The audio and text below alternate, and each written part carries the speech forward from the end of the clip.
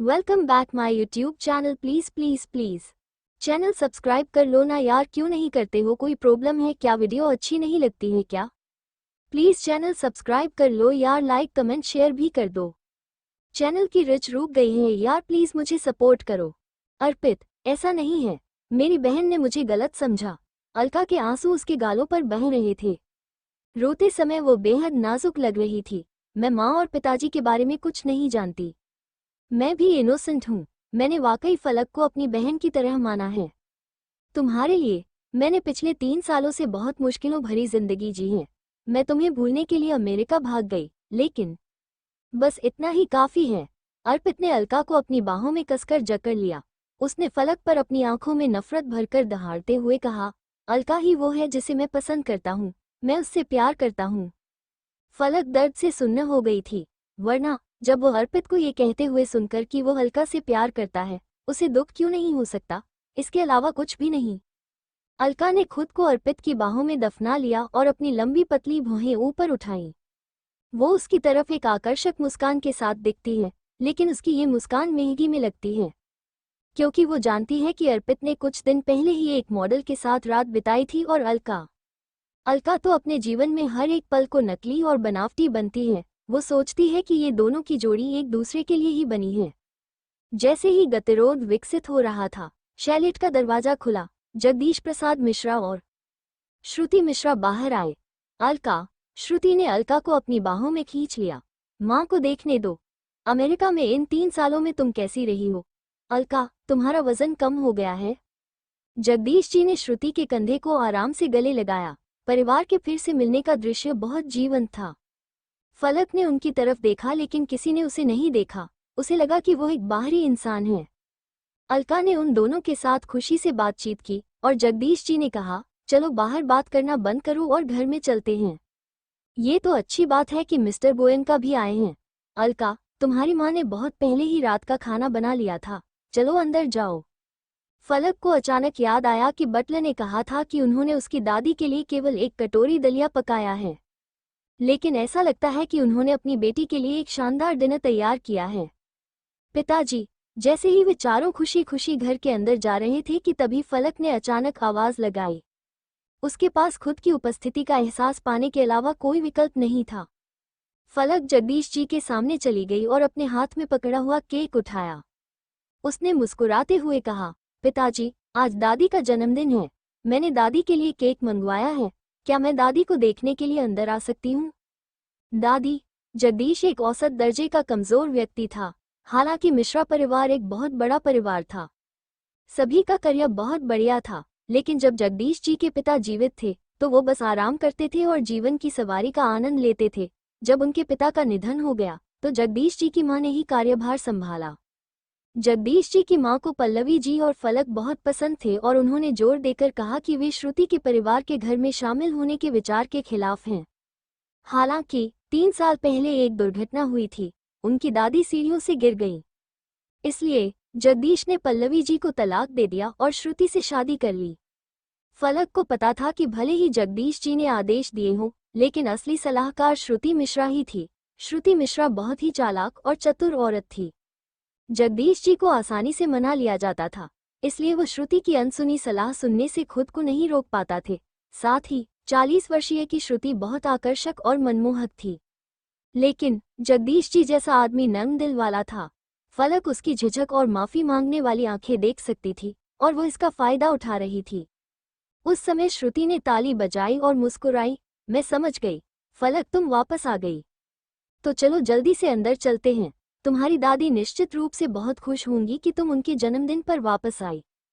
फलक अपने दिल में मुस्कुराई। उसने सोचा कि यह निश्चित है कि वो घर में प्रवेश करेगी, लेकिन श्रुति ने लगभग बिना किसी कीमत के एक एहसान करने का मौका जब्त कर लिया। फलक ये स्वीकार करने से खुद को रोक नहीं पाई कि श्रुति एक बहुत शातिर औरत थी। वो जानती थी कि एक आदमी को कैसे खुश किया जाए और उसका इस्तेमाल कैसे किया जाए। जैसा कि उम्मीद थी, जगदीश जी के चेहरे पर एक खुशी दिखाई दी।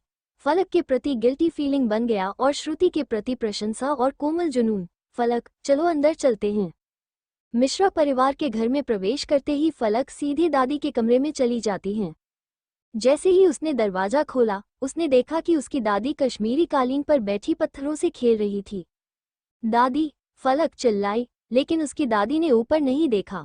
वो बकवास कर रही थी और बच्चों की तरह अपना सिर खुजला रही थी, जैसे उसे पत्थरों से खेलना नहीं आता हो।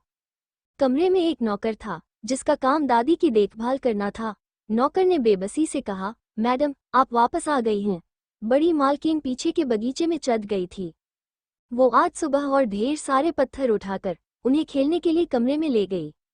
कालीन ठंडा था, लेकिन बड़ी मालकिन यहीं पर बैठना चाहती थी। वो पूरी दोपहर बैठी रही और किसी के समझाने पर भी ध्यान नहीं दिया। फलक ने सिर हिलाकर दिखाया कि उसे समझ आ गया है। उसने केक नौकर को दिया और वो दादी के पास चली गई और बैठ गई।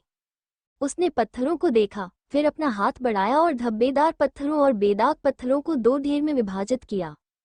कश्मीरी कालीन पर एक ग्रिड था। उसने ग्रिड पर एक पत्थर रखा। दादी का ध्यान तुरंत उस पर गया। वो फलक के पीछे गई और एक पत्थर नीचे रख दिया। कुछ देर तक खेलने के बाद जब 5 धब्बेदार पत्थर एक पंक्ति में आ गए, तो फलक हंसी और दादी से कहा, दादी, इस खेल को 5 लाइन कहते हैं। दादी जीत गई। मैं जीत गई, मैं जीत गई, वाह! दादी अचानक खिलखिलाकर मुस्कुराईं। उन्होंने अपने हाथों में सारे पत्थर पकड़ लिए और फिर से वो खेलना चाहती थी, लेकिन अचानक उन्हें एक सवाल सूझा, तुम कौन हो, छोटी बच्ची? फलक ने अपना छोटा सिर झुकाया और अपनी दादी को देखकर दयनीय रूप से पलकें झपकाईं।